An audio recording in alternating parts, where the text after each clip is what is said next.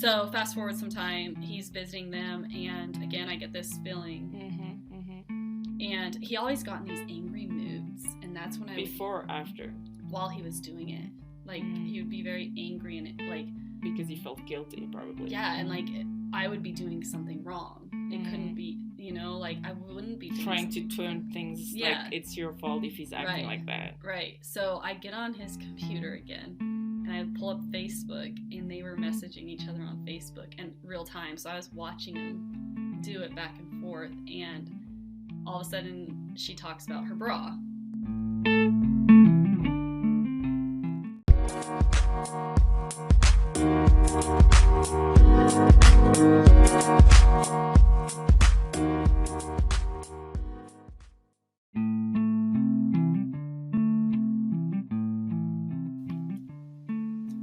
Welcome to the Phase Transition Podcast. In this episode, I have a heartfelt discussion with Tammy, who I consider a sister friend.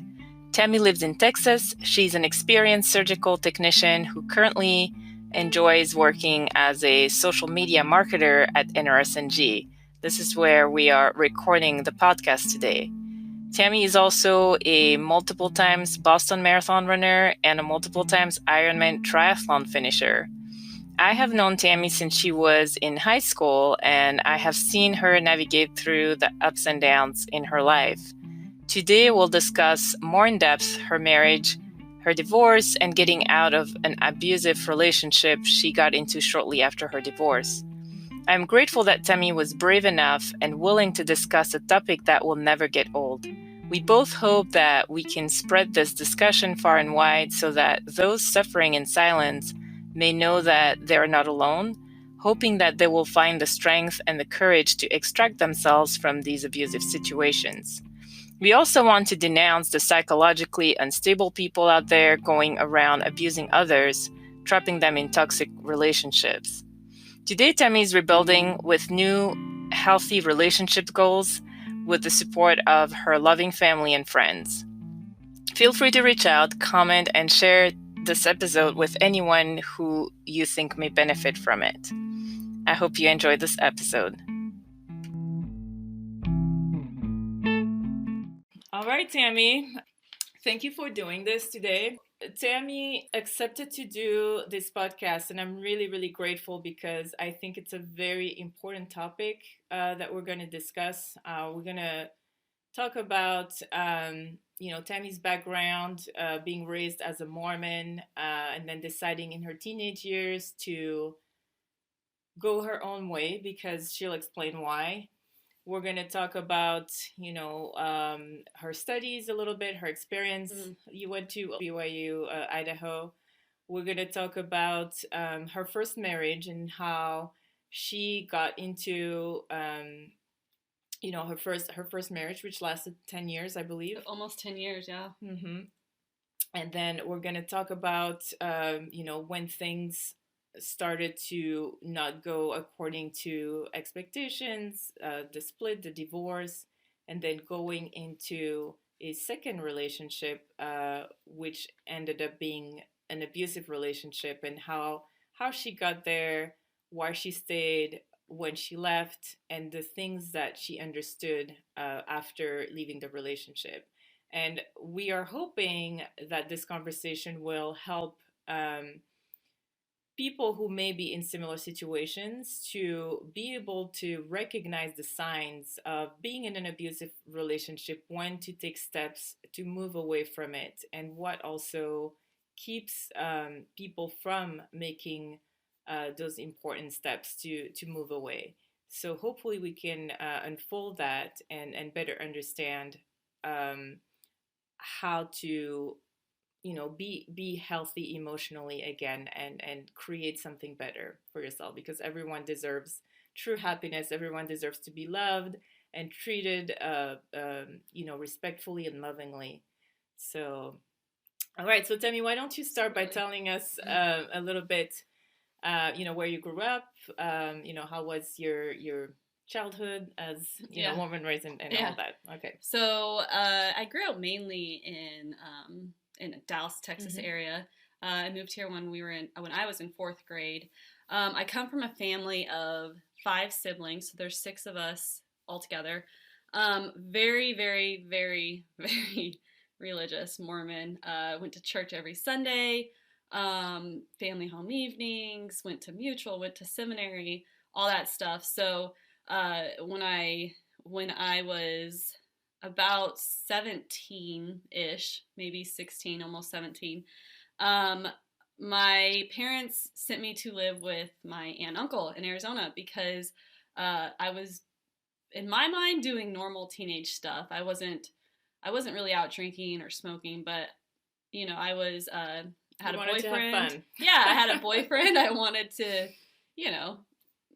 kiss my boyfriend. So, anyways, my parents got worried. I went to finish out high school in Arizona with my aunt and uncle. So after graduation, my parents said they would pay for school if I went to a Mormon college. So that is why I went to BYU, Idaho. So that's kind of my whole childhood. How was it? Like, how did you like your experience at BYU, Idaho? When I went there, honestly, that's kind of, I think, the time in my life where I was probably the most quote-unquote Mormon. Mm-hmm. It was fun. Like, I was independent. I had friends. It was fun. I didn't know any different of what normal college life was like, So, it's okay to have a good experience. Yeah. In a Mormon college. Yeah. I went to a Mormon college. I went to BYU, and I honestly had a great time. I mean, my position today does not negate the fact that I had a great time when I was a BYU student. It was a lot of fun. And at 21, I met my soon-to-be husband. Mm-hmm. We dated for, this is kind of crazy, we dated for probably 3 months before we got engaged. We were married about 6 months, or we were, from the time we met to the time we got married, it was about 6 months. I forgot about that. Yeah. Wow, that's super fast. Yeah. So at 21, and the funny thing is I felt old. So like all my siblings, my sisters had gotten married. I was the oldest sister to get married at that age, 21. So that's kind of crazy. But, so your other sisters married at what age? So my oldest sister got married at 20. Mm-hmm. My second oldest sister got married at 19. Wow. And my other sister, I think she was 19 or 20 when she got married. So very young. Yes. Now looking back and seeing my 19-year-old niece now, I'm like, what the heck was I thinking getting married at 21?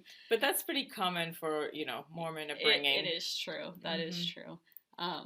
But we got married in the Mesa, Arizona temple. So how did you meet? Like you and Tyler, and what attracted you to each other? Like, oh man, how did we meet? Honestly, that's right. Somebody set us up on a blind date. Okay. Yeah, and he happened to be my roommates. Like they went to high school together, and we didn't know that at the time. But when I was like, "Hey, I'm going on a blind date with this guy," he comes over. And my roommates were my best friends. They still are my absolute best friends. But they come over. He comes over, and they're like, "Tyler? Like what?" So it was kind of crazy. So I think maybe that made me more comfortable because they knew. Put a little more sparks in the whole situation. So I was like, "Oh, you guys know him." Mm-hmm. So that was, I don't know, kind of progressed the relationship. I don't know. And you did hit it off, like you did. Yeah, we had a lot in common. He was a great guy. We had fun together. We were best friends instantly. And it was good. We got along great. So, and then we met in like October, I think it was, and then the semester was out December. I remember because you were there, and he was coming to meet the family, so he hadn't met the family. So at Christmas break, he came to meet the family, and I was like, "Juliana, guess what? He's gonna propose to me." And I remember your face. You're like shocked, like what? Already? I was like, yeah. So I remember that, but during that break, so I guess it was 2 months really from the time of our first date. I was really shocked. Yeah. So we got engaged over Christmas break, and then we got married in April. So So I got married in the temple. Went through the temple 2 days before I got married. I remember thinking, oh my gosh, what is this kind of thing? So this, okay, because you didn't serve a mission, so this was your first time going through the whole ceremony. Yeah. So tell me what was like, honestly, like, whether it was great, whether it was weird, like, tell me your real impression of the first time you went through the temple and got your endowment. So the first time I went through, I remember thinking, like, why do they keep this a secret? Like, we all know this stuff kind of thing. And I remember I was like, I absolutely hate these garments. Like, what is the point in these garments? Like, I don't need a reminder to remember God. Like, I just did not understand them at all. That was invasive. Yeah, exactly. I know, exactly. Like, I like loose fitting clothing and all that stuff, but I just went with the flow because that's what you do, you know. Everybody else, and I remember always like being told like, garments will protect you. Like this story of this guy who got burned and he wasn't burnt on just where his garments were touching. So I was like, well, I guess I need them, you know. So isn't it so amazing? Okay, so you haven't listened to like all the Mormon stories and things like that. See, so Tammy is not really into like the exmo. For those of you, you know, who are used to it, scene. And so to me, it's always amazing when I hear, you know, people who don't know each other from like different places telling the exact same stories and rumors and you know hilarious. Like because we've all heard growing up, oh, and these people were, you know, in a car accident and nothing happened because they had their garment or you know, like you were saying, like, you know, some fire came on but they had their garment, and so it's kind of folk like folk stories, but that people internalize. I was terrified. Really believe. I was terrified to not like wear them and stuff like that. But so I gather that you lived in a cognitive dissonance, meaning that, you know, you wanted to do what's right mostly because you had been told so, not so much because you believed. Right. But you, at the same time, you did believe because you thought, oh, if I don't wear these, you know, something bad may happen to me. Right. So it's kind of it's really working on, you know, people's psychic. Yeah, and I was very, very, very naive, like when I got married and stuff, because you're always told like you get married in the temple, like there won't be any, you know, you'll have a happy life, you know. You're not told like how hard it's going to be like so I just was very naive thinking like, okay, we got married now in the temple, we're gonna be great. So can I ask a personal question, and you're free to not answer, you also don't have to give any details, but just for, you know, because I know some people will come back and maybe talk about, you know, me too or not me. So this would have been your first sexual experience when you were married? Kind of, sort of. Like I had this boyfriend in high school, and this is kind of the main reason, the boyfriend I was telling about, kind of why I got shipped to Arizona. But we kind of, sort of had sex, but not like fully. Yeah. So it's it was so because I was gonna ask how was it like the first time with Tyler? The first time, or did it feel natural, or did it feel like no? Awkward? Honestly, it was. I kind of cried afterwards because it was like, you know. Me too. Yeah. Me too. And I think we're tons of people. The first time is not that blissful. No. I mean, maybe for some, I've heard stories where it went well, but I think for a lot of women, and especially women who've been raised religious, who have not had a lot of experience, or even, I mean, we're so naive going into this, and I think we're being lied to, like, or not, you know, it's not being told that it's going to be hard and maybe uncomfortable. It's all like, it's almost like religious people are like, oh, it's in God's hands, he'll take care of you and it's going to be great, you know, and they don't want to talk about it. They don't talk about it. But no, I felt not good. I didn't either. Like, after the first time. There was no passion. There was nothing. It was just like two ignorant people trying to figure out how this thing works. I know, exactly. It was...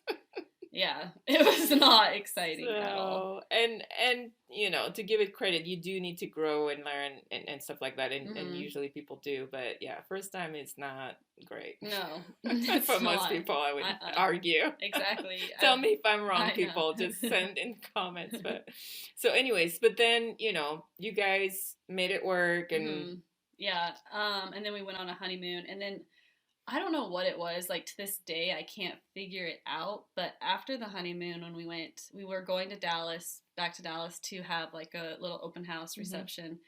And after I left from the honeymoon and got back to Dallas, like, there was something that changed. Like, I didn't want to be married, you know? Did you have like a realization? It's like, oh, something shoot, like this that. is not what I want. Yeah, something like that. I don't know what it was, but it was weird. I can't explain it to this day.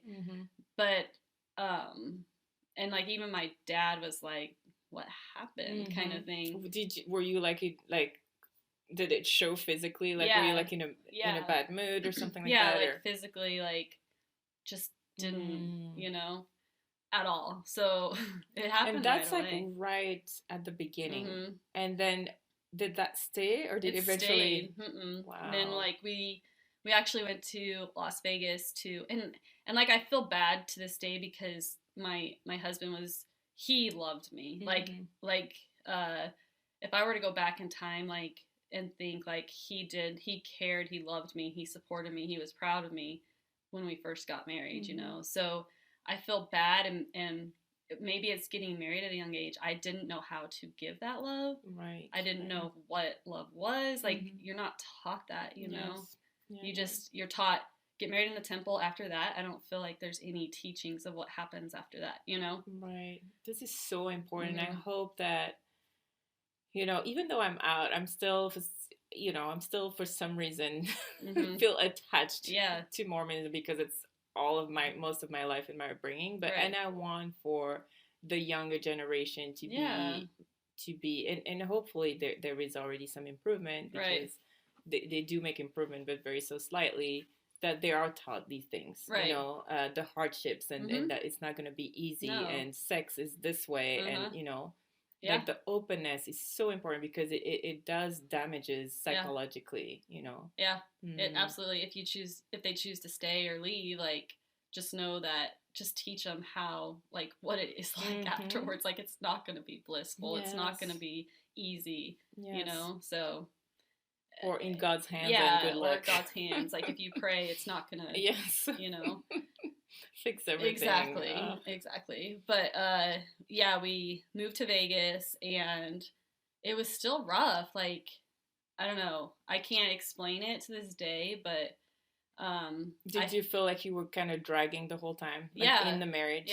Because because I've been in the family for like 17 years. It seemed that way, like that you were trying, both of you were trying hard, but it was dragging. Like, it was one of those marriages that were dragging. And not to say that, you know, we had our own issues. Right. No, everybody does. But that was pretty visible earlier on, I think. Yeah, because I just fell into this depression, I think, and we moved to Boise, and we went transferred to Boise State then. And it was just hard. Was he going to school there? Is that why you went? Oh, we both were. You were in Boise State. And that he also, from what I remember, he wanted to be close to his family a lot of times, but you were like, oh, I don't like Idaho. Yes, exactly. He would always leave me to go visit his family on the weekends, and I would feel alone and, like, whatever. So we probably stayed there for one semester, and then I was like, I'm going back to Texas with or without you. Oh, wow. Yeah. So you were like, I'm out of here. So he actually did, and you know, we lived with my parents. Like, it was hard for a while, but fast forward, like, we kind of just stayed. We made it work. His biggest complaint was we didn't have sex enough, and he would tell everybody, which would then make me not want to. Of course. That's not the best way to, like, you know, warm things up by, like, talking about it and making you feel bad. So, and I remember that time too, because you and I have been very close for a long time, and I remember that time, and we had those discussions, and from what I gather from my outsider's perspective is that also damaged you and closed you up. It did close me off, which didn't help the relationship. Nope, not at all. And somehow you guys never managed to close that gap. The gap just became deeper and deeper. So, okay, just tell the rest of the story. So, by the time we got back to Texas, about a year after we got back, so this is probably 18 months into our marriage, that's when I kind of stopped wearing my garments completely because, like, I tried. I really did try. I would go to the temple, like, try, and I just couldn't. There was nothing. Like, I was, But anyway, so at that time, I had stopped wearing my garments. I kind of went to church here and there. And that is when we kind of just kept getting further and further apart, and fast forward even further, like we start working. The thing is, though, with it is we were probably best friends. Like we never really fought. We probably fought maybe a few times a year. And it would always be over sex. Always. We didn't fight over anything else, really. But fast forward probably 7 years now into our marriage. So, I mean, that's a long time to drag, from the moment you have that feeling, this is not for me. Yeah.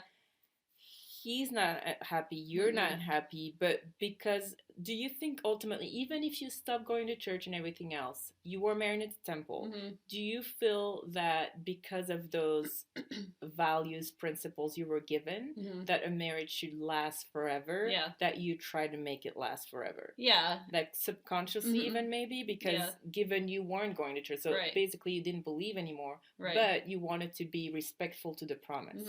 Yeah, I think so. And it wasn't that, like, at that point, it wasn't that I didn't believe. It was kind of more, there was like a disconnect a little.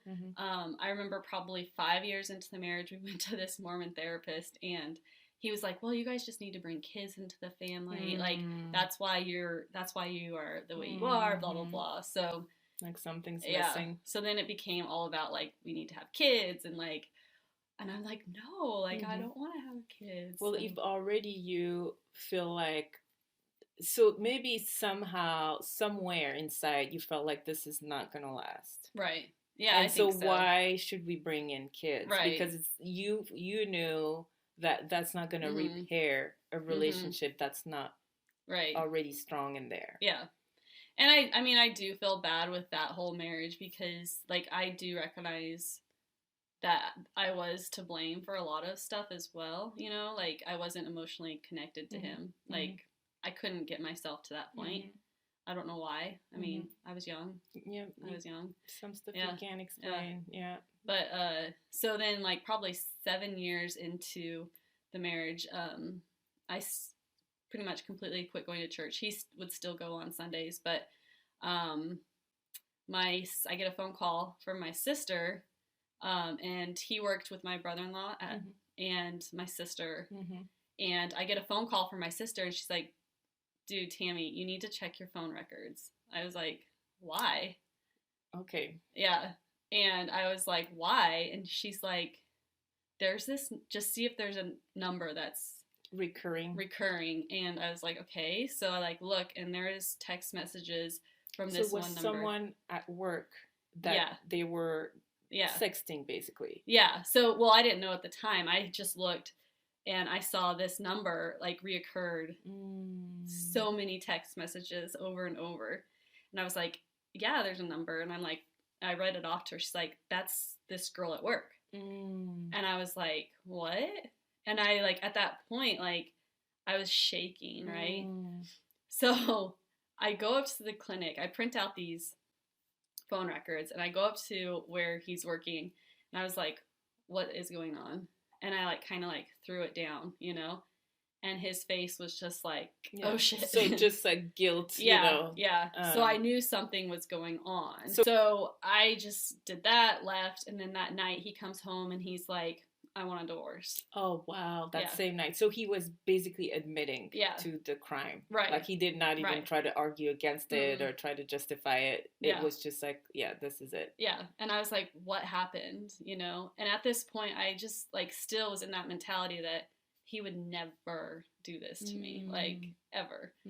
And finally, like, maybe a couple days later, he admits that they were talking, like, sexually, like, how they had, like, I don't want to go into too much detail, but well, everybody understands what sexting is. Yeah. And so, but they never acted on it. It was all, to my knowledge, they never acted on it. It was just emotional, you know, basically that's emotional cheating. Right. I mean, it's still cheating. Yeah. Yeah. And at that time, like I just still was like in such disbelief because, you know, you absolutely.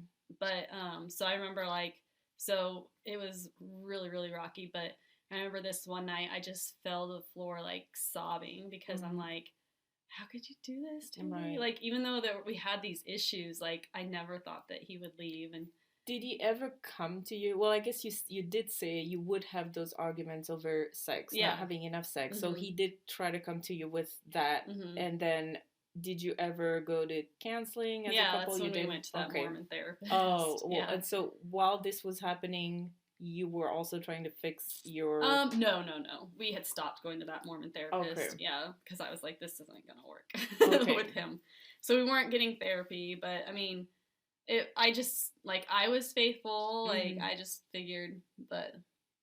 Did you have, like, a solution in mind, like, the two of you, as far as, like, your sexual relationship, like, or you kind of coasted? You were coasting. Yeah. But being faithful was still, you know, in the contract. Yeah, you guys I thought so, yeah. You guys are married, so yeah. Because what it appears to me, I mean, your story is so classical, and I think I'm hoping a lot of people come forward, even guys. I mean, I know guys who have cheated because they were deprived, and from what I understand now, after all the reading and, you know, that I've done, is to them it's a lifeline. Right. Like, and we're gonna go there later, but you'll see that you weren't, you know, from an extreme where it was like more than a lifeline. Yeah. But and so it's not right. It's never right to cheat. But unfortunately, with guys, if they are not satisfied in that area, guaranteed. Oh yeah. Guaranteed. I mean, already when they're satisfied, they want more a lot of times. Oh, so, but I think it's very honest of you and brave to also recognize that, you know what, emotionally there were some issues. I felt it from the beginning. So you knew and you could see. It's very difficult though, and I get that because I myself have my own story and people can read, you know, go and listen to that. I'm not going to go into it, but it's very difficult when you know something's not right, you're working on it, you're doing all you can. At some point, I mean, because of our backgrounds of that, you know, persevering and enduring to the end, I think that's subconsciously, it's like engraved in our brain that we can't make those steps towards like breaking something or recognize it's wrong and we're not going to fix it. I mean, it takes a long time. For sure. So it'll be interesting, you know, as we move further in the second relationship to see how that plays off, or because I'm assuming it's not there anymore, but anyways. Yeah. So, okay, so at what point, so he comes and says, I want a divorce. And that's how long into the marriage? That's about 7 years. Okay, so after that, you still stay together for another 3 years. Yeah. Okay, so what happened then when he says that, you know, what steps are you guys taking to try to make it work? So we somehow came together and he's like, okay, we don't want a divorce. We actually go to talk to the bishop. I'm like, hey, this is happening. And I tell him what happened. And the bishop's response was, I just don't know where your head's at, Tammy. Yeah. And at that moment is when I was That's it. Yeah. Like nothing about the sex thing? Nothing about that. What? So he was basically blaming you. Yeah. Because he said, I don't know where your head's at. You don't come to church. You don't. Yeah. So at that moment, I was like, fuck you, fuck the Mormon church. Oh my gosh. Yeah. And at that moment, like, that's when my heart turned cold for the Mormon church. Because I was like, are you serious? That is so, because already you do recognize it's not like 100% he's wrong, I'm right. There is some gray zone. But to be like straight on, this is your fault. Yeah. You know, get your act together. And the sad thing is, I can tell that story over and over and over, and and you don't know the other women that I have in mind that have told me similar stories. Yeah. Not even a blink for the guy, the priesthood holder, and it's all the women's fault.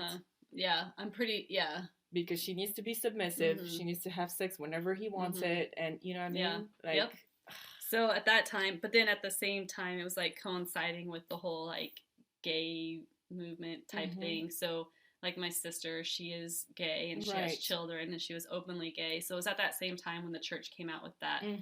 So like around 2014, 2015. Yeah. So at that time, I was like, I was cold. That comes out. I'm like, I don't want anything to do with this church. I don't want to do, So that kind of happened. Though did you ever, well, I guess you did say when you were at BYU Idaho, like you tried, like did you ever feel like you had a testimony that you believed, or was it, how was that for you? I mean, I think so. I think it was more, I was more of like the scared little chicken, like following, because that's what you're supposed to do, type thing. Like I didn't know any different type thing. I don't know if I really ever believed. It was more of like a scared, or this is what I'm supposed to do, doing the right thing because that's what everyone expects of me, and that's basically that's my background, whatnot. But not a deep personal like me, like I was like a zealous exactly testimony, and and I was always ashamed of it. I would never tell people that I met that I was Mormon ever. Oh wow. Yeah, I was ashamed because I think I don't know. I just realized people think you're weird. Like, people think you are weird. Like, in the real world. So you caught that on and you were like, I don't want to be that weird Mormon. Exactly. Because it's weird, But even yet now, like, being out of it for so long, You still don't like to associate yourself to, like... I do not. That is funny. Yeah. But there are some good people in Mormonism. I mean, they're good, but it's weird. The religion has some quirks. For sure. But, Okay, so at that point, you go to the bishop. He's like, it's all you. Just get your act together. Basically, I haven't seen you at church. Why should I care? Do your thing. Yeah, and I think my ex-husband was, he didn't have to take the sacrament a couple weeks or something like that. So that was like his little slap on the hand punishment. Yeah, but after that, like, we stayed together, clearly. Nothing really improved, but I trusted him again. Like, I think I built back that trust somewhat, but there was never enough. Yeah, to be full on. And then in 2015 is when it kind of, like, beginning of it is kind of when everything just, like, went down the drain. So if I remember also correctly, I think from his perspective, to give him a little bit of I don't know if I want to call it credit, but I think I remember him craving having kids. Oh yeah. Like he really wanted children. That was like, he was obsessed with it, which, whatever, Mormons, a lot of them, that's what they want. They want lots of kids and whatnot. I mean, that's, if you want to accomplish the picture perfect, whatever, that has to be in the picture. And I think that was painful to him. Right. I mean, we were old. I'm doing quotes, but we were old because we were like 29 without kids, Right. So. And I think that was really on his mind. So to him, I don't think there was a lasting relationship with no kids. Yeah, no. And I wasn't at the point where I wanted to do that yet. Like, I had so many aspiration, and you wanted to develop yourself, which it's quite normal. I know, I wanted to do all these races, and like I think that was the biggest sour spot on him, was that I was an athlete and I wanted to train for all these races, and so that became a very very sensitive subject. And so I competed in an Ironman in 2015. And after that, he's like, okay, let's have kids. He thought that was the end. And I'm like, wait, like, I want to run Boston in April. And after I said that, like, it's always going to be about your races. And that's kind of what drove it, home. And I remember he went to visit his family to go on a hunting trip. And that whole time he was gone, it was just no really communication. And like I didn't really miss him. He didn't really miss me. And like when he got back, I was like, let's get divorced. Wow. So you at first, it was kind of up in the air when you said it. Like you didn't agree or disagree. Oh, no, we both agreed. Right. But the first time, like in 2015, when he said, okay, let's get divorced. Like what made you not go through the first time? When I found out the sexting and stuff, is that, I don't know. It's just like, he felt bad for what he's done. He showed like kind of repenting, and so you continued thinking, well, maybe things are gonna fix themselves. And like I said, we were best friends. Like we could do anything. We worked well together. Like we wouldn't fight. We wouldn't really do anything like that. So as far as that aspect of it, the marriage, like that was great. Like we traveled together. We, right. We had a lot of the same interests and stuff. It was just like the actual like love part was missing. You were best friends, not lovers. Right. Right. We kind of just coexisted. Right. Yeah. Right. So, we finally were like, okay, let's get divorced October. By December, he had moved on and whatever, and I had moved on, and that's kind of when I finally fell into a new relationship. So all right, so you decide to divorce, and it's very quick. You guys do that very, it wasn't like a big battle or anything like that. No, there wasn't a battle really, because like I said, I think there's mutual respect on both ends for each other, and like to this day, like I still love him as a person. Yes. I forgive him for what he did. We would just never work. Right. That's very mature. That's kind of how it is with me and your brother. Yeah. There was always deep respect, I think, and that's what allows and no, actually between us there was no real betrayal. Yeah. I'm curious about the transition, and you mentioned before that it was a short transition. It was very short. Right after the divorce. So how long was like your grieving period? Probably just like a month.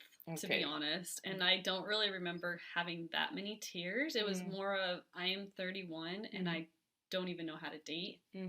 I was at college. It's easy to date at college, right? When I met my ex-husband. So I think I was just like, who am I, kind of thing. And I was never found that answer. I don't think in that transition. So really, the first guy that showed any interest at all, I just jumped right on it, So, so at that point, because you divorced, you were in Texas, and then you decide to move to Utah. Yeah. To work. No. That's where I told people. But so I was in Texas, and during that little transition, I was lonely, and I texted my sister who's in Utah. I said, hey, she went to law school there, and I was like, hey, do you know any hot single attorneys? Oh, you wanted an attorney specifically? Well, because she worked there. Yeah. Okay. So she's like, yeah, check out my friend, blah blah blah. And so I'm like, oh wow, he's super hot. So she introduces us, and so we start texting. Okay.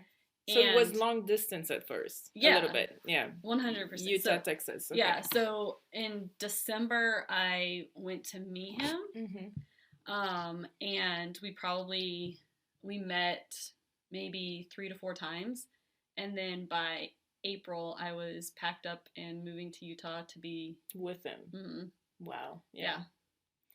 So you barely knew him, basically. I did not know him. Yeah. At all. Now, would you agree that was kind of a bouncing back from absolutely from divorce and being alone, like he just kind of he's like, okay, he's good looking, has a situation, why not? I was extremely attracted to him. He said all the right things. So yeah, I mean he's good looking and kind of the easy I can get any woman I want kind of person. And I thought, oh, my sister knew him. So he must be trustworthy. Yeah. Yep. So, so once you move there, things are okay at first. So I moved there in April. Things were okay. We actually moved in together. Right away. I was supposed to be living with my sister, but I never left his house, so we got an apartment together the end of April. So and you find a job there. Yeah, I found a job at the hospital there. When I came back to Dallas in May to watch my best friend compete in an Ironman, and then when I went back, he happened to be he had gone to a funeral over in St. George, Um, and while he was gone, I actually, you know, you get those sixth senses. Like, I really had no reason to like do this, but I just had this feeling, hey, look at his computer. So I pull up his computer, but I look at his computer and he had iMessages, and I just so happened to look at him and his ex-wife, and they were actually, I was reading the messages and they were sexting. Oh my god. Yeah, they were sexting, and that's at the very beginning of the relationship, like the first month. I lived there for a month. Wow. Yeah. And it was sexting that I've never kind of seen before. It was disgusting. Like pictures, like gross. So so he was actually planning on stopping there and spending the night there. And they were planning their little night encounter. Yeah. They were going to meet and have sex. Yes. Okay, so at that point, what did you do? So I call him up. He had just gotten there. I call him up, and he's like, I can't talk now. I'm having dinner. He was at their house. I'm having dinner. And I was like, I know what you did. I know I read. And he's like, oh, crap. So he goes outside and starts talking to me. He's like, I'm so sorry. I love you. I love you. I don't love her. Blah, blah, blah. And I was just like devastated. I've never felt such betrayal. Like, I really thought I loved him. I loved him. Like, you felt for him. Like, you were in love with him. I was so in love. Like, so in love. And so, like, I didn't know what to say. I, like, just hang up. And I actually called my best friend and my sister. My sister lived there, too. I call my best friend and I tell her, like, kind of what's happened. And she's like, I'm packing up. I'm driving to Utah and I'm going to get you from Texas. And I was like, no. I was like, no. So I didn't sleep at all that night. I cried all night long. I couldn't go to work the next day because I was crying so much. Did you reach out to your sister? Yeah, I told my sister. My sister actually wasn't in town at the time. So she's just like, I'm so sorry, Tammy. Like, come stay at our house. Like, the girls will be there, blah, blah. I'm like, no, I can't be around people. I'm a very private person. Right. So you wanted to process alone. Right. So he shows up the next day. He wound up staying there. He's like, I'm not going to do it. That's just how we talk to each other. We don't actually, whatever. So such bullshit. Yeah. So that was the first encounter of that. And I just thought it was sexting at that time. And he comes back, he starts crying. He's like, I'm so sorry. Like, I love you. I don't want to be with her, blah, blah, blah. So I stayed. So you forgave him? Yeah. Wow. Yeah. And I'm assuming he must have really been such a great actor. He's a fantastic actor. Crying and really acting like he's remorseful to the point where you buy it. Yeah. And to rewind just a bit, like when we first met, he admitted that he had cheated on his ex-wife multiple times, had serious affairs with other women, but he wants to change. He doesn't want to be like that. That's not who he is. He wants to have a family, like a real relationship. So he kind of opened up, showed a face that, you know, he wanted to be a serious person, and you bought it. I bought it. Yep. Hook, line, and sinker. Perfect person. But so fast forward, and this next thing is gonna like it'll all make sense towards the end. But June, it was his daughter's birthday, so we go down. Like, I get this, it was gonna be romantic, and he like get away for the two of us, and then during the day he was gonna go to his daughter's birthday party. So I'd get this really fancy hotel, and we go stay there one night. The next day he goes to his daughter's birthday party, and he was supposed to be back at 2. I don't hear from him or see him until 11 p.m. at night. Oh my gosh. So at the time I was just really hurt. I was stranded there because he drove us, and I called Beck, my sister, and she's like, just take the shuttle. But there was no shuttle till the next day to go back to Salt Lake. And was it like in a remote place? Yeah, it was like the St. George area. Okay, yeah. So our romantic getaway turned into nothing. To nothing. Yeah. So So were you doubtful at that time? Were you thinking something is going on? Not really, but kind of. Like I really trusted him for some reason. So whatever, we kind of just go, and then so he comes back at 11 and says what to you? He's like, "Oh, sorry, we just went and had cake and like blah blah blah." Like just make up some stories of why he's there so late. Exactly. So fast forward a little bit, and I bust him again on these dating apps, and I actually see the messages that he's saying and stuff. Wait a second. So, like, you grabbed his phone so that he had dating apps on there, which he shouldn't because he's with you. So I didn't actually. Okay, so what happened was he went off, and I think you just get these instincts, right? Absolutely. Like, especially given how it started. Yeah. I mean, that can not leave you fully. So I get like on his computer again, and I do a search of like his history, and this dating app, not dating app, but like this app that I've never heard of pops up. I can't remember now. I'd have to think, but I like text my brother and my sister. I'm like, "Hey, have you guys heard of this?" And one of my brother or my sister's like, "Yeah, she has gone through similar things with guys similar, so she's really good at the spying and stuff." But she's like, "Yeah, it's for cheating." Oh. So when he gets back, I was like, "Hey, can I see your phone? Like, I'm gonna look at the pictures or whatever." So I pull it up and I do a search, and sure enough, and it's then on there. I was like, "What the hell?" Like, I just throw it at him, and then of course he's like, "I'm so sorry. I love you. I love you." So crying. try to do it again. Yes. So this is in June. This is now November, December. So basically, because I'm going to just assume that whole St. George thing, something happened. Yes. I mean, there's no... We'll go back to that in a bit. But so this is number 3 strikes. Yeah, that I know of, that I've caught.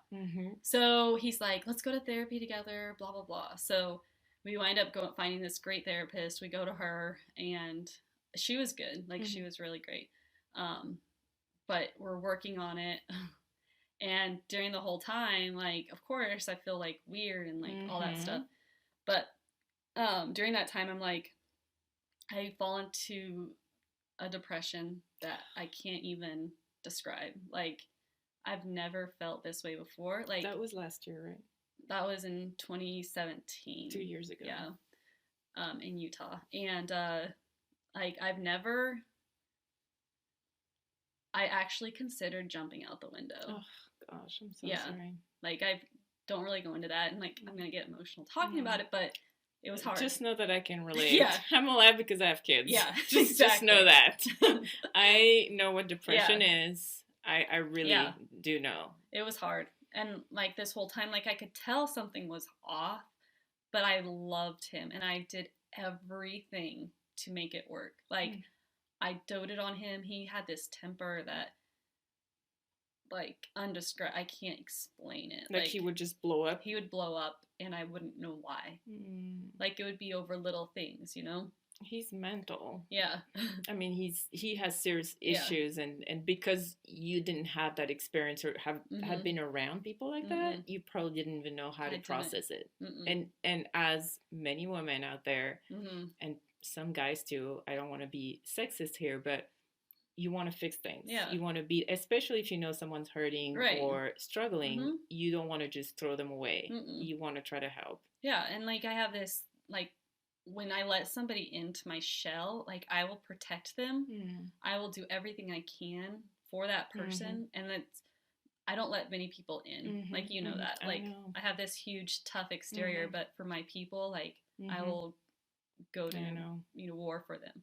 So he had gotten into that place, and, like, now I know but anyway, so May, he loses his job, and so I was like, "Let's move to Texas." So he's like, "Okay, let's do it." So we pack up, we moved to Texas, and when we moved, I got a job because, like, I happen to work in a field where, like, it's very easy. It's very easy to find a job.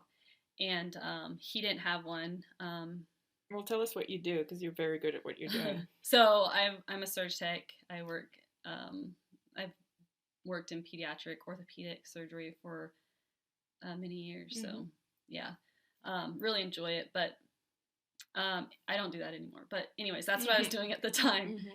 So I found a job rather quickly, and we moved back here. I was like, I'll support you until you can find a job, and we can live with my family until we find a place and stuff. So we move here, and I'm working 2 jobs. I'm paying for everything for him. I'm paying for his kids to come here. He wanted me to pay child support, and I was like, that's where I kind of like was like, no, I'm not going to do that, because I had this anger for his ex-wife because of what I had read. And so even like my family is amazing. They're very supportive. My brother-in-law actually gives him a job at the clinic, making how much his child support would be. So he's able to pay that. Finally, he finds a job. And like the whole relationship was super awkward. Like you could tell there's something, but I couldn't find anything at that time. But finally we move in, we go on these vacations, and then I'm sure there's a few times in there that I'm forgetting because I blocked it all out where I found him sexting other women again. But we'll fast forward now to last year, 2018. And it was my birthday. We planned this, his cousin was getting married, so we planned this super romantic trip to California to go to the wedding, and it's my birthday weekend, so we're gonna go have fun. So we're at the wedding, or the reception, or whatever, or not, I don't know what it was, but I see him on his phone, and this number pops up that I haven't seen, and I'm like, who is that? And he hides it really fast, runs to the bathroom, and is like, oh, my stomach hurts. So clearly I know something's up. Yeah, right. I mean, I'm not stupid. So remind you, it's my birthday weekend. It's, you know, the slap in the face. I come to find out that it was a coworker. From here, from Texas? From Dallas. They've been having, I actually did a reverse trace. I got onto our phone bill. I found her number. I messaged her. I said, do you know Kevin? And she's like, yeah. I said, this is his fiance. And she's like, whoa. Apparently she had no idea I even existed. So I really can't blame some of these victims, because I'm going to call them victims too. They are victims, yes. Or, well, maybe consensual. I mean, his ex-wife is crazy. But... Yeah, right. So she was completely blindsided too. I don't know how far this went, because during this time when this relationship started, I was traveling a lot for work. So at the time, I just thought it was messaging. That's what he told me. So he's like, we just need to break up. I'm never going to be good enough for you, blah, blah, blah. Playing the victim. Right. Completely. I'm like, no, I don't want to. Like, crying, like, begging for him to stay. He's Why like, were no. you not upset? Like, for example, when you find that out with the lady from work, what went through your mind? I was sad. What was that? I was sad.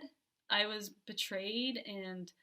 Do you feel like he had like some kind of disease that you needed to help him out of? So, like with his, I mean, he has sexual deviance, and he's philanderer. Right. So what I was told was he has what's it called?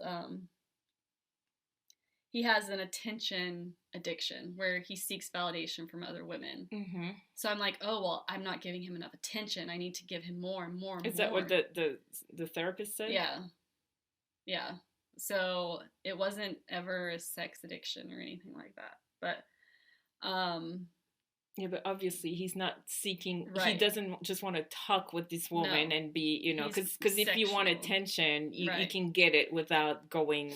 to the sexual act. So I don't buy that for 1 second. I think he's a total sex addict. Oh, yeah. At the time, though, like, I just thought it was just text messages and he's being honest with me. And, like, this whole time, he's writing me love notes and, like...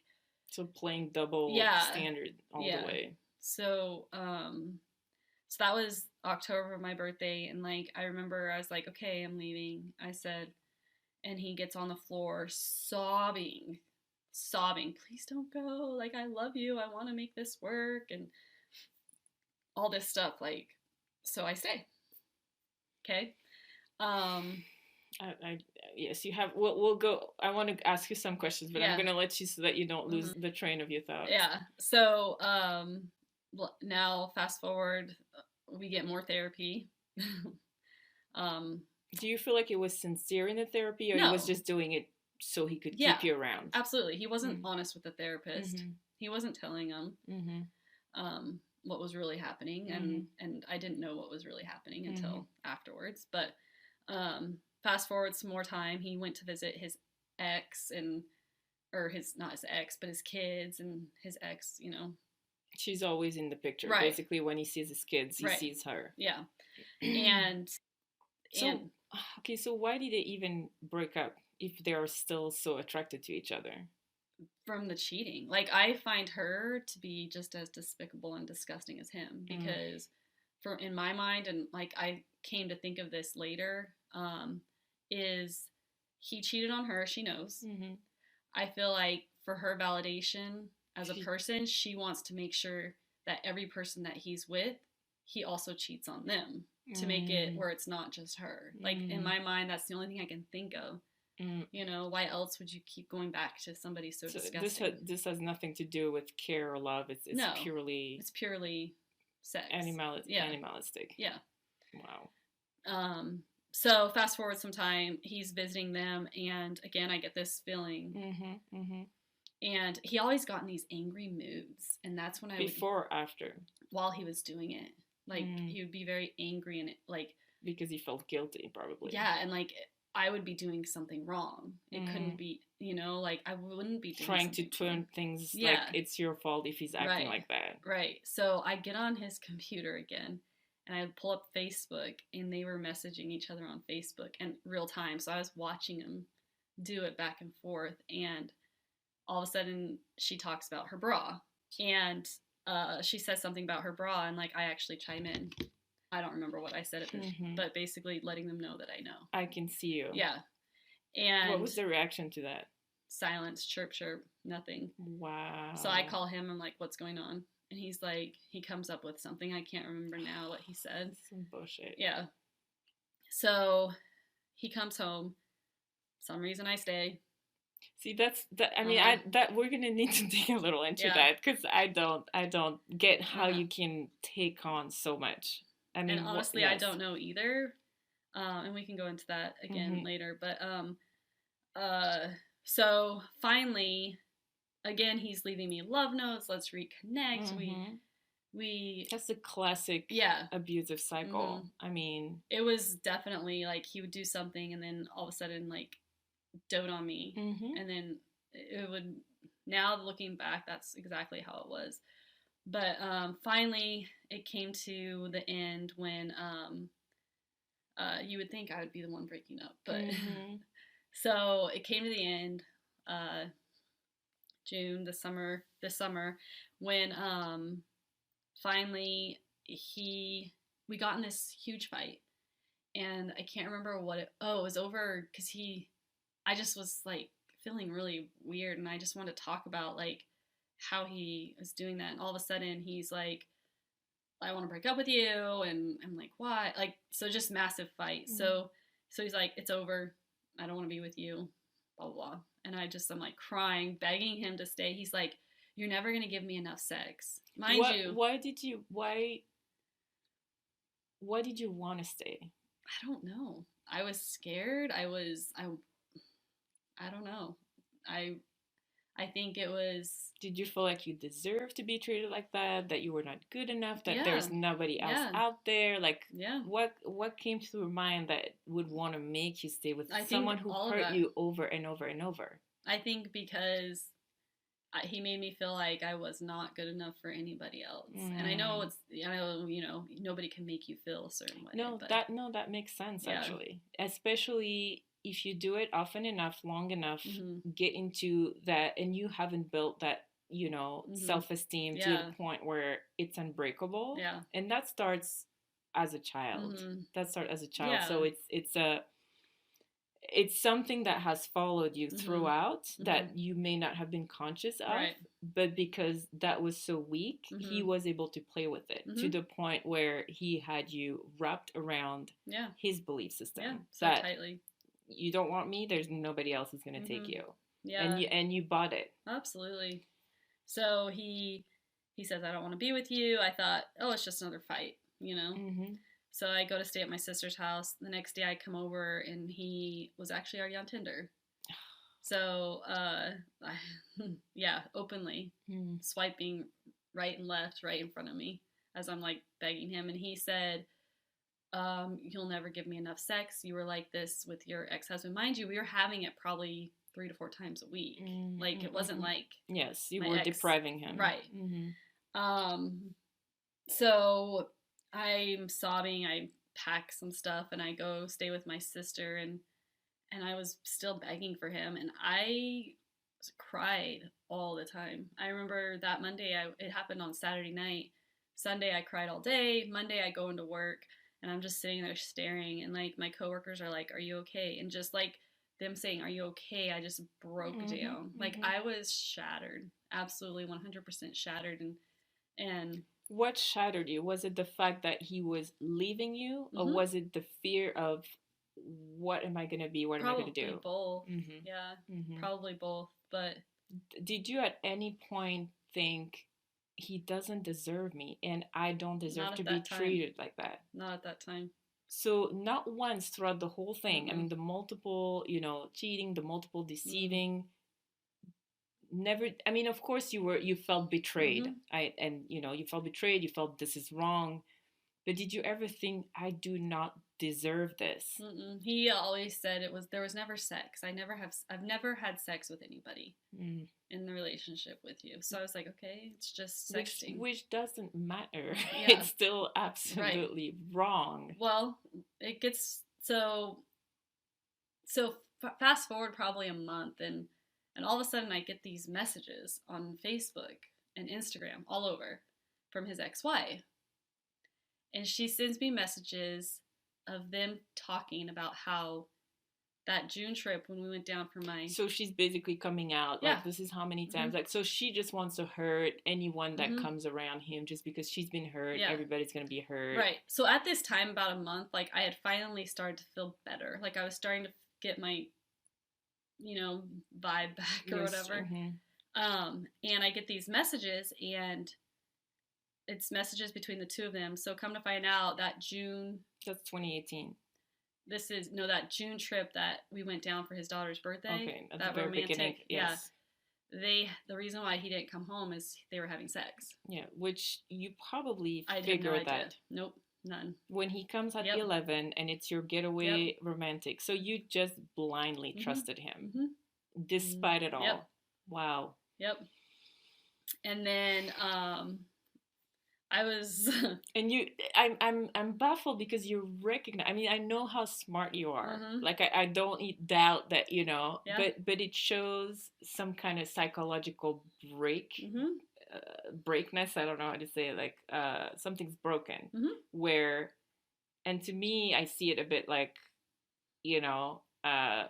maybe to go back to church, like when you can process certain things, but yet you don't see how crazy certain things are because you're just kind of brainwashed in a way, or just so deep into a way of thinking and being that you don't see what reality is in certain aspects. And to me, that's what it sounds like because you're completely aware with looking outside, and now because we're going to come there where you're at now, you look at the situation, you see how wrong it is, but yet the feelings are disconnected with the situation.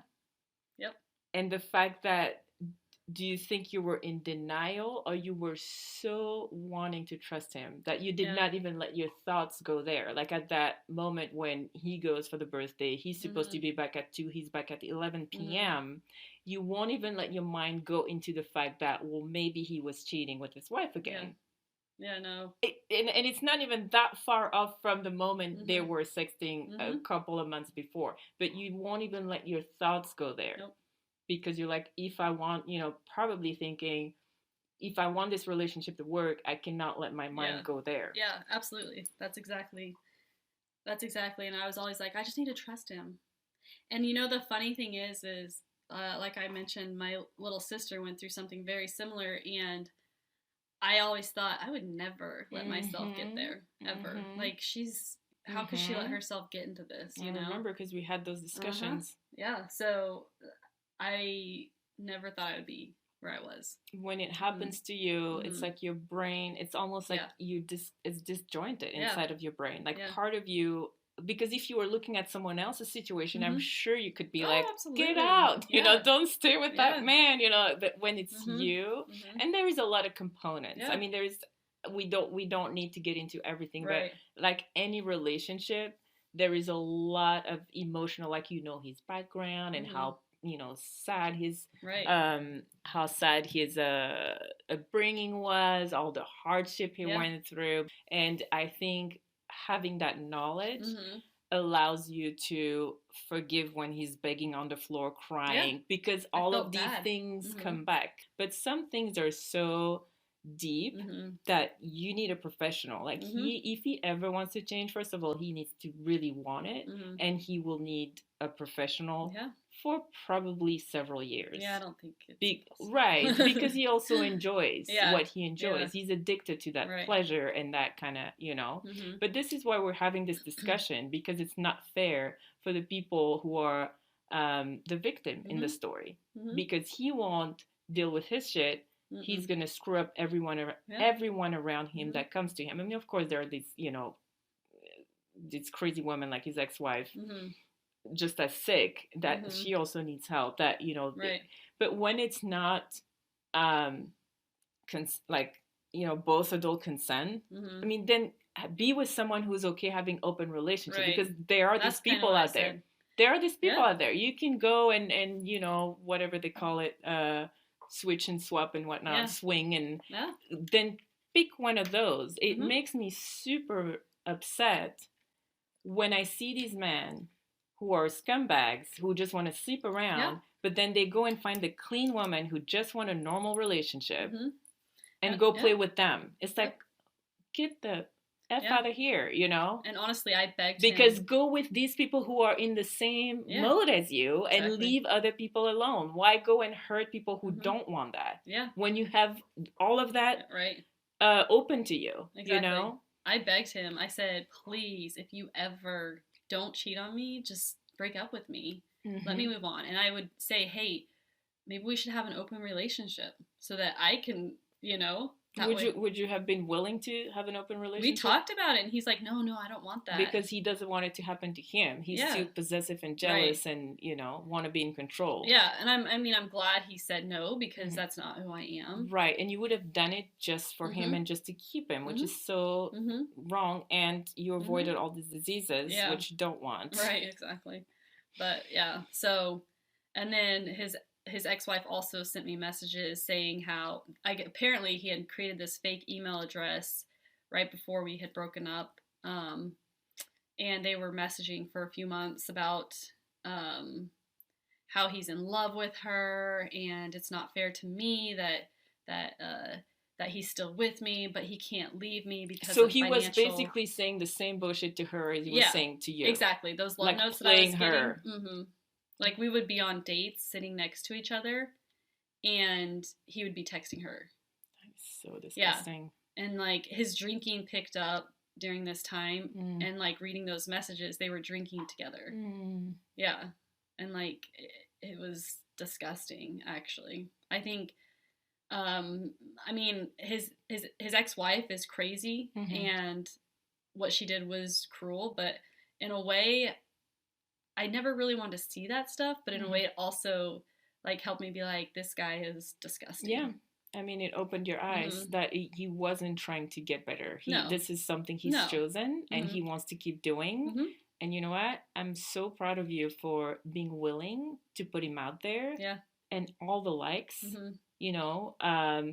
this is like the Me Too movement. This is like scumbags needs to be outed and not be allowed to go and mess up. So, because you may save other women's lives that might hopefully open their eyes and be like, recognize those red flags. Yeah.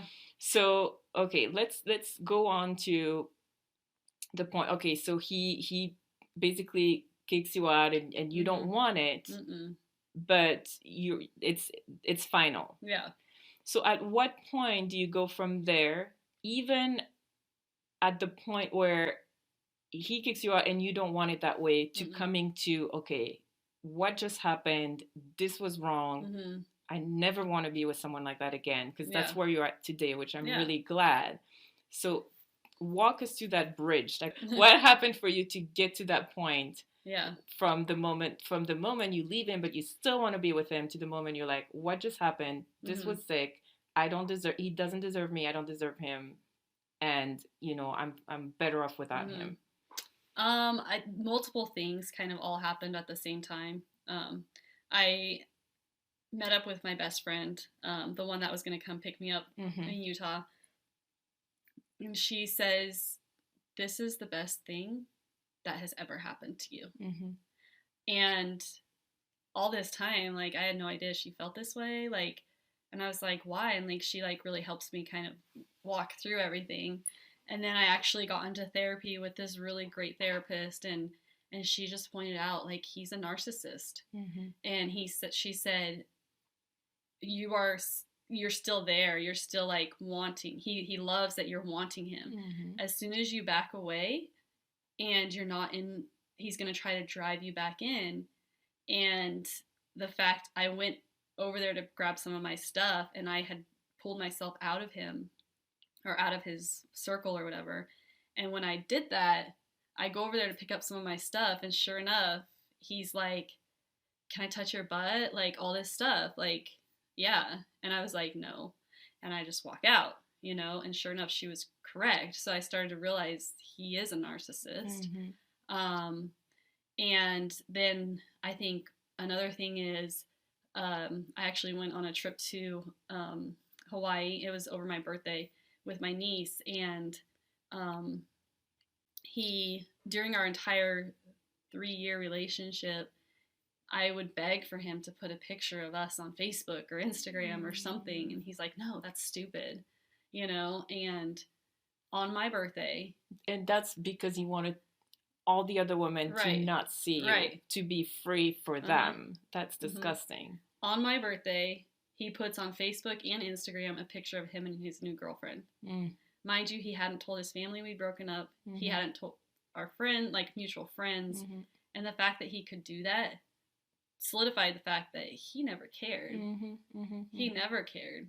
And that was just a get back at you move. Right. And then his ex-wife sending me that stuff, and then my family all rallying behind me, and then I actually like started talking to this one guy, and like he actually was kind, and I mean, it didn't work out with him, but still I saw like how I should be treated, and like, yeah, there's people that are gonna, you know, like me and stuff. Like, what he was telling me isn't true, you know.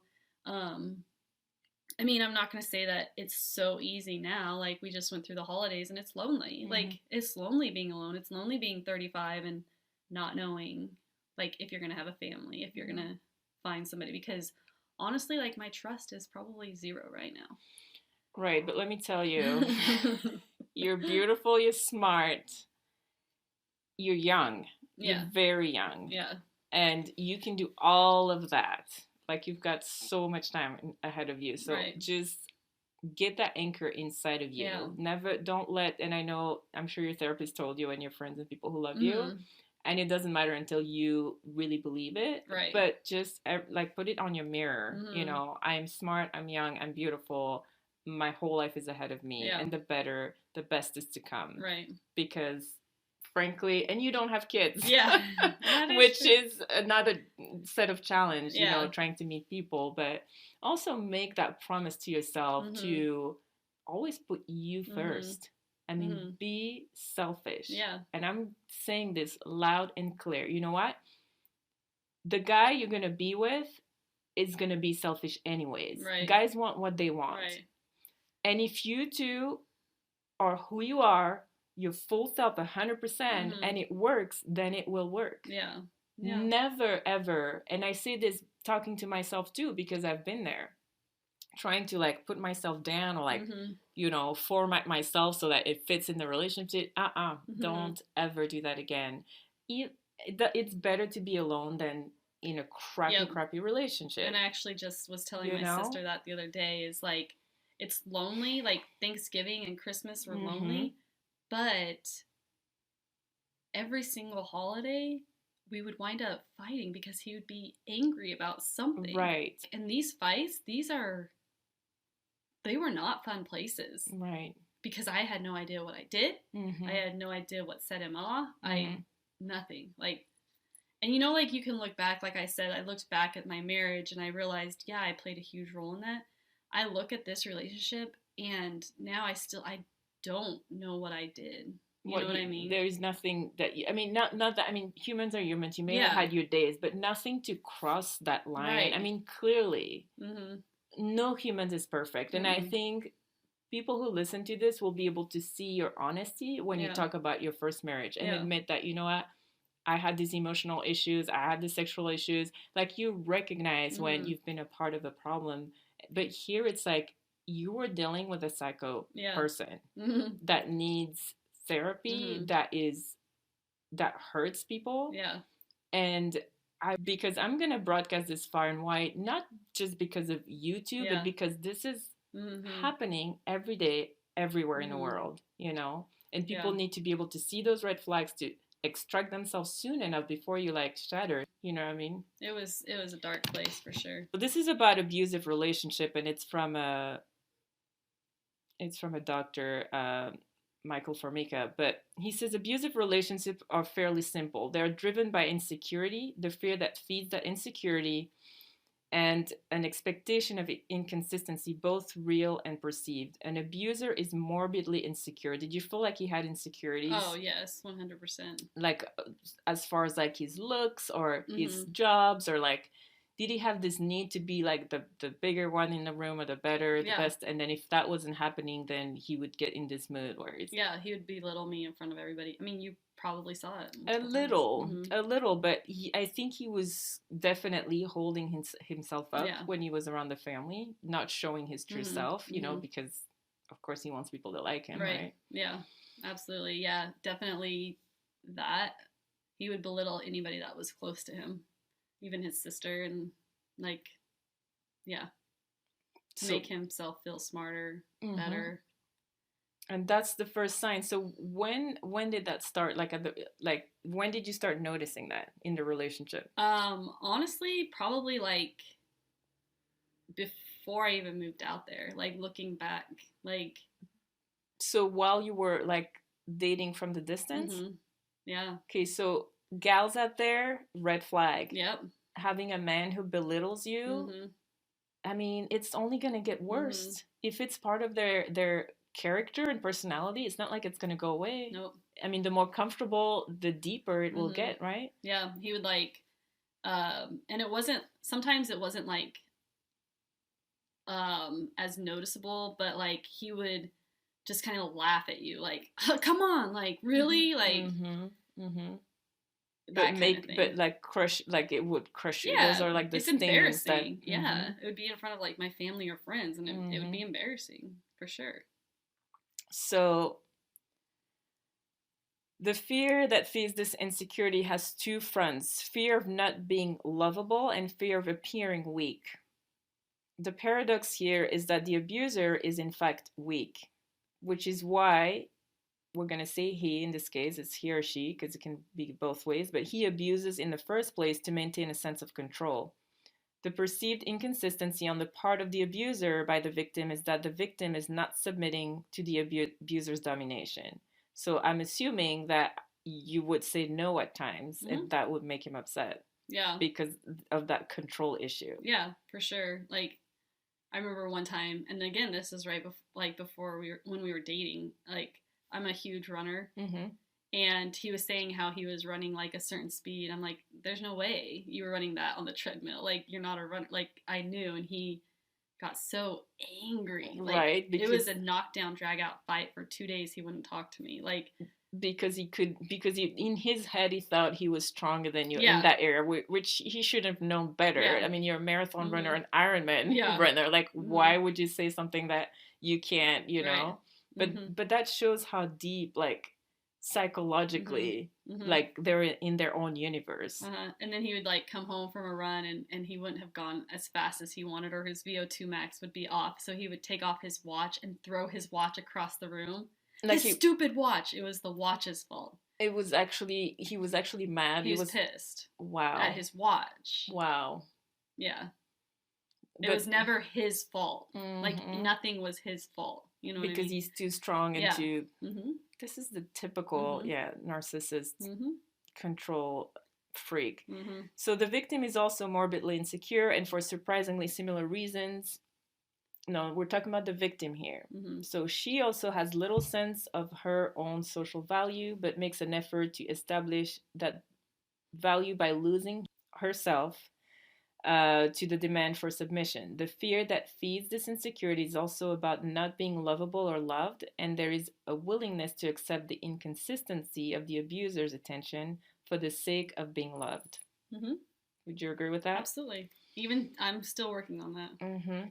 But you know what? What a great thing that you are aware and you open your eyes and you recognize, because that's number one. If you don't even see it, there's no hope. But the fact that you're like, okay, and we all have that, just so you know, like, it's not you. I'm not singling you out. I have my own issues with, you know, in relationships. Everyone has them. I think it's beautiful when we can open our eyes and recognize, because then we can start working on it. Yeah, and I want to be really, like, clear right now. Is like, do not think for a second that boom, all of a sudden I'm like all better and stuff. I still have my moments. Like, it's hard. It is hard sometimes. But I really try to, like, stay busy and, like, try to really understand. Like, I think running is the best form of therapy, honestly, because I'm able to really work through that. But anybody who's listening, it's not easy. And I'm not 100%. Like, I still have moments when the self-doubt is huge, you know, so. I get that too. That too. I mean, I'm in rebuilding mode, so trust me. Yeah.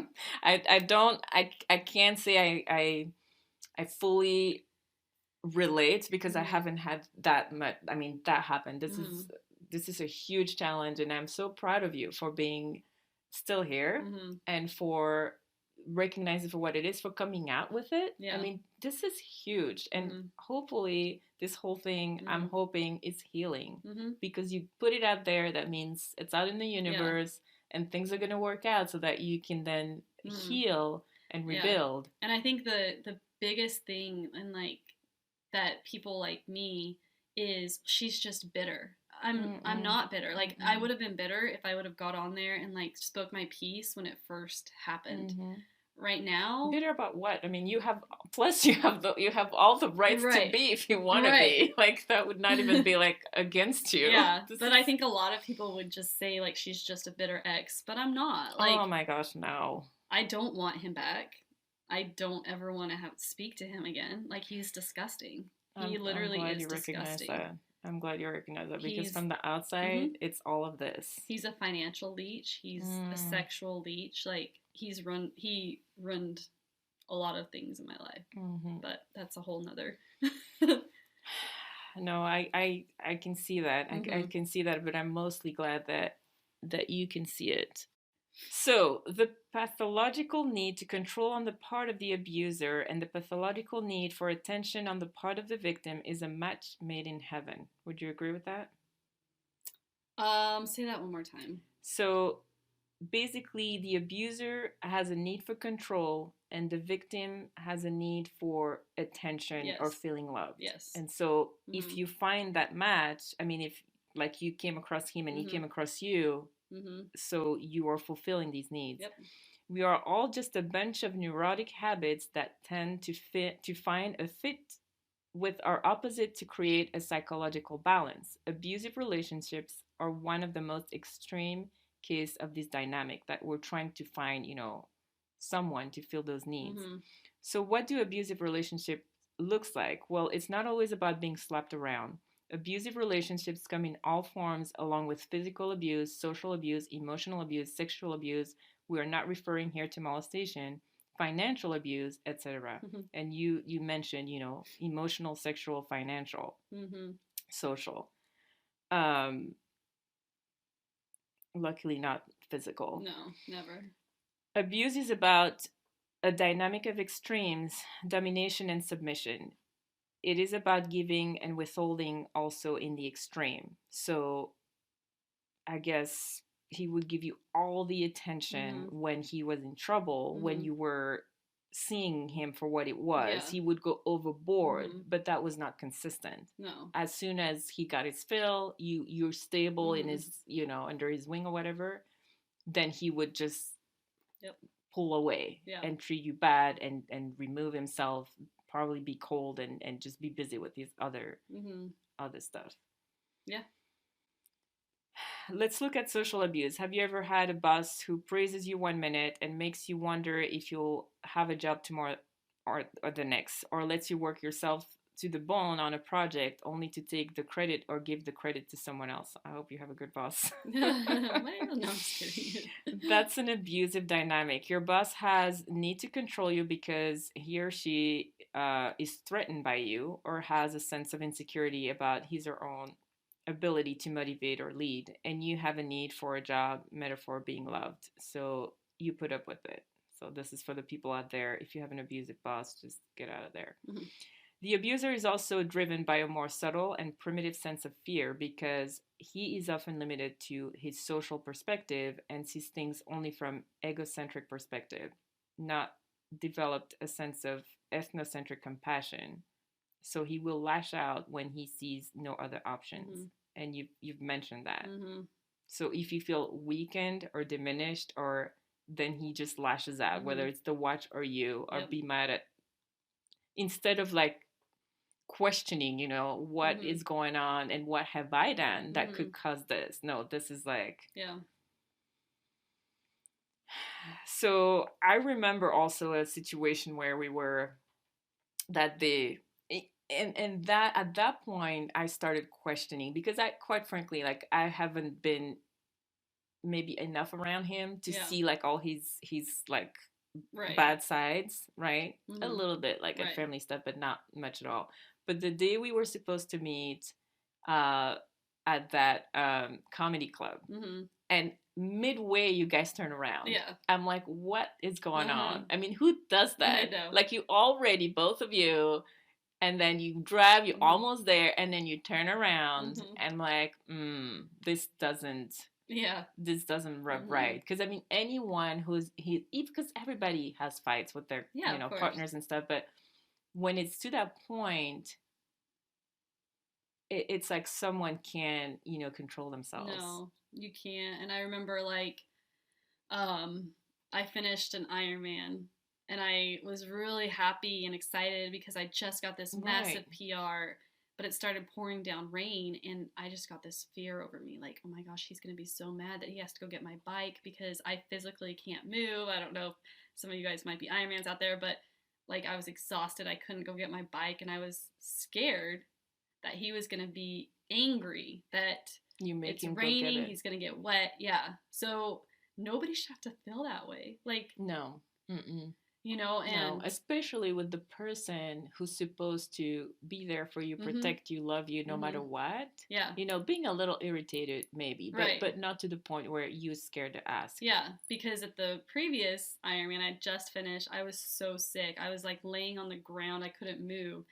And he was irritated and angry because he had to go get the car and come get me. Wow. So, like, just, like, things like that, like, I never knew when or if he would be set off. So, definitely, like, if you're starting to feel that way, run. Like, I know, and that's the hard thing, Juliana, is, like, I feel like you know this, but for some reason, like, it's hard. Like, it's hard to act on it. Act on it.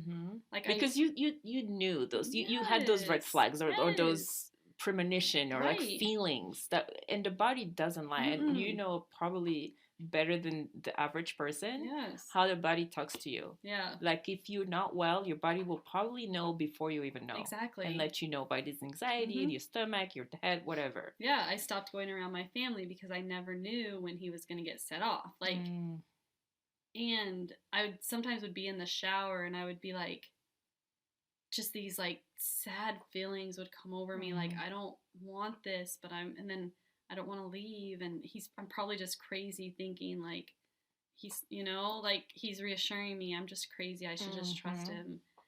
So, and that's the thing is like, honestly, like I'm still trying to figure out, like I can see the red flags now, but how do you stay out of that? Like, how do you not get involved? Like, how do you listen to them? Yeah, like I think like immediately, like I just work on your self-esteem, work on yourself, and like as soon as you see something, run. Yep. You know? Or address it. That's what I do. Like with this last relationship where I'm in now, and it's been 6 months and it's good, I basically am such an open book because I've done that in the past where I'm like, okay, I'm not going to maybe mention this or that, or, you know, they said something, I'm kind of bothered by it, but I'm not going to mention it. Not to be annoying or whatnot, but be who you really are, be your authentic self, and that's a test. Take it as a test. If you can't handle it, you can't handle me, and we stop it right here. If you already know ahead of time, I think it's good to, you know, don't dump on the person, but let them know, I'm really bothered by this, and that. That's gonna, you know, tick me off. Also, this is where I come from, so don't expect, you know, I'm not gonna let this go, because if they know ahead of time, they can choose. I'm gonna go into this or not. But quite frankly, in your situation, it's like it's all abnormal. So any normal person would be like, of course, you know, of course this should never happen. Of course, no one should be treated like that. And also saying, this is how, because you know how you want to be treated. And it's not too much to ask someone to be honest, kind, loving. It's not too much to ask. Sure, we're humans. We're not going to be every day 100%, you know, happy, whatever. But the norm should be above. You should feel good most of the time. And it's not like having super high expectations that are like unreachable, but the norm should be just, you know, why be in a relationship if you don't feel good? You know, if you don't make each other, you know, feel respected and loved and all that, then don't be in a relationship, you know? And like that's this thing that was like, you know this, and it's so hard sometimes because the human, like, you just want to feel loved and validated, that I feel like sometimes you're willing to sacrifice. Exactly.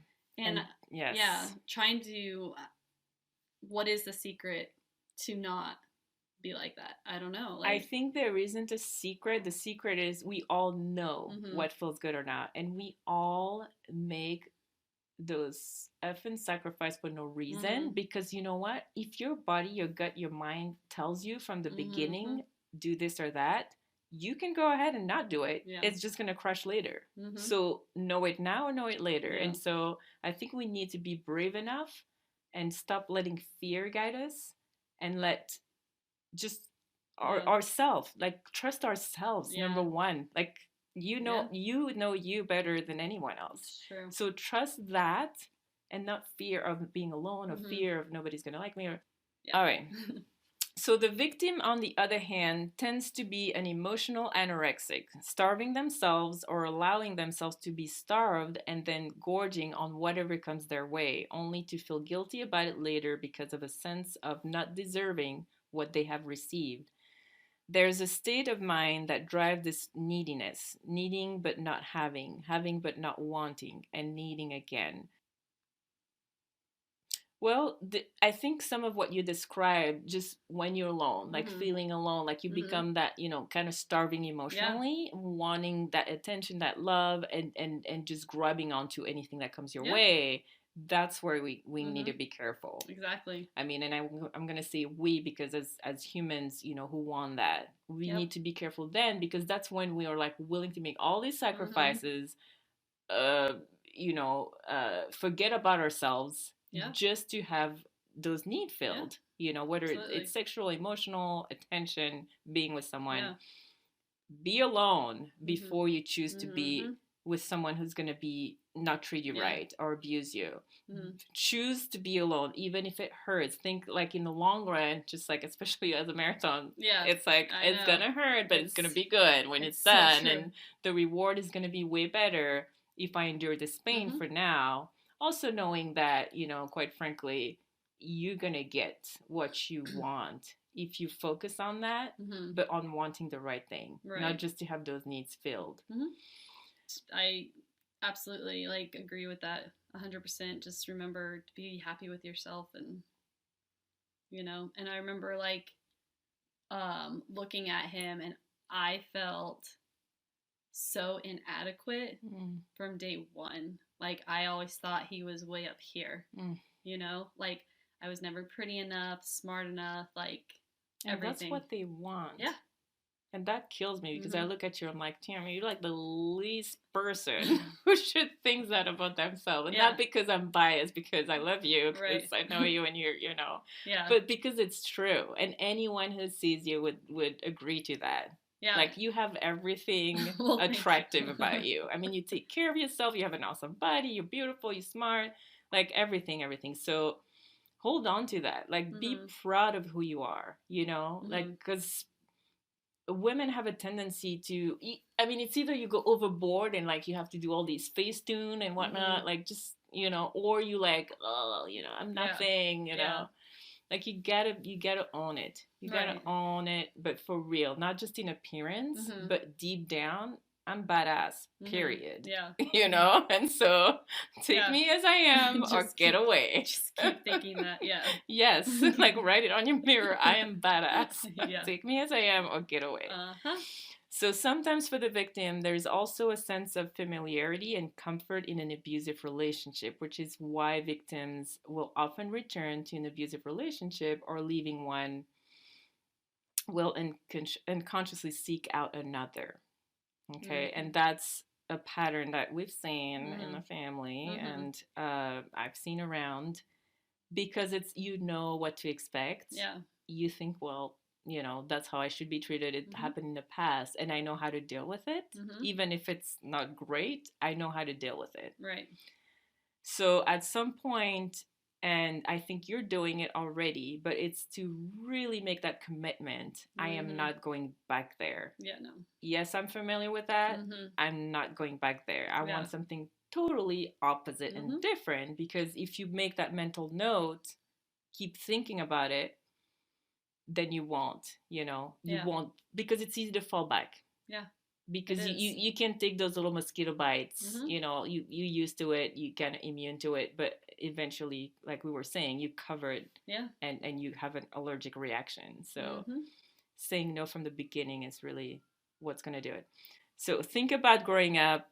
Was there something that your family did that was unusual, sitting around at night, singing together, or working in a community garden that you just assume everyone did, and you were later surprised to find that you were mistaken? It's the same thing. If you are socialized to equate love with pain or withholding, then you will seek out love in that form. Here's the thing. It all comes back to us, to our responsibility and accountability. But in this case, it comes back to responsibility to ourselves and accountability to ourselves. And that's what I was saying. Just put me first. And I know it's a weird thought and it sounds selfish, but you'll be better to others as well if you put you first, as far as like, you know, I'm not going to sacrifice anymore. I'm not going to put myself, like diminish myself or be not talk or not do this or that. Like if you have to constantly, like you were saying, like watch your every move to not upset someone, that is not good. Yeah. Like that cannot work. No, it can't. You should it's never exhausting. Yes, mentally, physically, you can't live like that. Instead of just riding the wave, if we choose to mindfully examine the nature of our relationships and make a determination of what is acceptable and not acceptable to us, of what feed us rather than bleed us, then we are leaving. So choose what feeds us and not what bleeds us. I like that. That is good. Then we are living and loving authentically and with mindful awareness. And I'm glad to see that I think you've reached that point, like you're aware, mindful, like you said, it doesn't mean it's easy. No. And you know, it's not meant to be that way. And I know about depression because I struggle with it too. Yeah. And I know that it's those, when you're under the wave, it's hard to even think right or process right. And you have all these feelings and all the failures kind of like piling up on you and coming to like push you down. What I like to do when I'm there, because it will never go away, but it's think about what I'm gonna do when I'm there. And I like to think of it as I'm under the wave, but I'm gonna pop back up. So just like you take a deep breath, you feel it, allowed to feel, allowed to be sad, but then think of, you know, I'm gonna see the light. Just like there's a new day each day, and don't let yourself be dragged down. I like so that. Under the water, because some people stay there. And that's the dangerous part, where you just like, you know, I'm able to like process this talking about it from the outside. I mean, I'm there like once a week. Exactly. Like it's not like it's not gonna happen again, because I know what it is. It will, but being having the tools to like be able to come out. Like I have this weird thing. I don't know if I'm gonna put this on because it's a little bit weird, but like sometimes I'm like, okay, just pretend you're already dead. If you were already dead, nothing matters. Because you're already dead. So whatever you get to do, it's a plus. Because you could be already dead and nothing would matter at that point. True. You know what I mean? I don't even know if it makes sense, but I've been so low, like to the bottom ground, where I'm like, I don't care about anything anymore. That I'm like, okay, what if you were already dead? Then you get a chance to do one thing, or you know, everything you do is a chance. True. That's true. So anyways, I want you to have the last word. If there is anything you would want to say to anyone who may be in the situation or coming out of it and still super confused, maybe not even at the point where they realize that this was bad for them, like what would you say to them? And yes, I'm gonna let you. I think what I would say is the hardest part is taking that first step out the door. Getting in the car and driving away is hard. The first nights are, I've been there. You cry yourself to sleep. You wake up because you can't sleep because you're crying. I think for me, getting out there, breathing fresh air, I am fortunate enough that I had the best support system, and actually like reaching out and confiding in them. Most of them had no clue what was going on. They had no idea. And once I did, every single person in my life rallied behind me, was there. I actually was able to move in with my sister. And just finding that even just one person, like, and I want to start something that people, you know, can actually come, because everybody needs that one. You know, I think it gets better, but just realize you deserve better. So that's what I would say. Thank you. Thank you so much.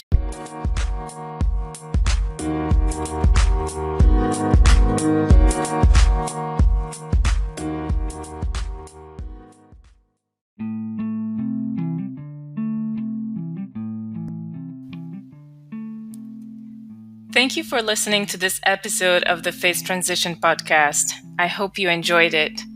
I really hope that 2020 is the year where you are able to accomplish many of the things that you wish for. Now, keep loving, learning, growing, and shining. This is the Face Transition podcast. I'm Juliana. I will see you next time.